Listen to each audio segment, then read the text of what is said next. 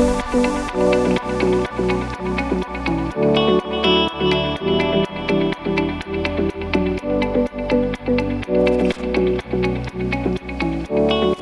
like we've kind of got to that point where for years and years and years, air freight would land and trucks would arrive from depots and we would just clear the floor. And now we've actually kind of, to really give a better service, we've got to start looking further up the stream. The B2C element has certainly catapulted that forward, right? So volume, planning, forecasting, but customers are asking, like I said, for different alternatives. So last mile solutions that really were in their infancy. Lockers, for example, or on-demand delivery, nighttime deliveries. And the B2B, so the actual customer who is not a consumer as such, the company, is also on COVID has driven that to ask for also different alternatives. Certainly not in this part of the world. I mean, the Pudo concepts and the locker concepts are well established in other parts of the world, and it's very cultural. Exactly. The adoption.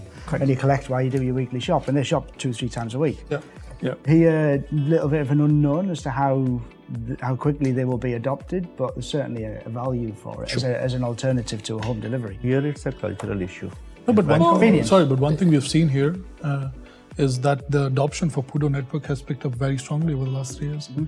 Like in places like, looking at it from a macro view of GCC, maybe we've seen in very high level percentages, maybe even 30-40% of the loads are going to the Pudo network now because it's become a popular option. It's a choice. Pudos are quicker. So retailers are looking to ways to extend their mall services with a service of pick up and drop off, and they want shop and drop and then ship services provided to them because that's attractive to their mall. Emirates Mall are doing it. Many malls are doing this now. And they're working with logistics companies and postal service companies to provide that extended service that makes their mall more attractive than the mall down the road. So the customer base has changed significantly. Other communication tools which allows them for open systems, which was a big resistance by the big players in the industry because they wanted control. But now you've got to decentralize that control to be able to get scale. It was always difficult for the big players to change their systems. To allow that. The carbon issues and what have you, and the eco issues, that is now a major factor for organisations in attracting staff. And I know you've got a big focus on this, Abhishek, as well.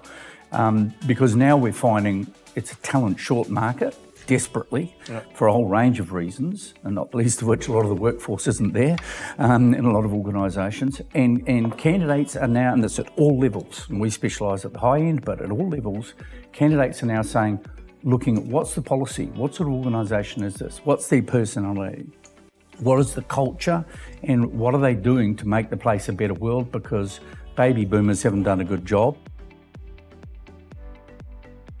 It's visibility, predictability, and experience.